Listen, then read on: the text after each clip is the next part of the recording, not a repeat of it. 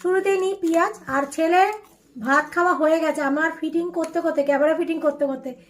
তো এই যে নিয়েছি হচ্ছে কালকের মিক্স ভাজাটা। আজকে কিন্তু কিছুই রান্না করিনি, তোমাদের দাদা বাড়ি নেই, এবার ছেলে আর আমি। তো কি রান্না করব, রবিবার যেহেতু চিকেন তো ফ্রিজে ছিল, সেইটাই রান্না করলাম।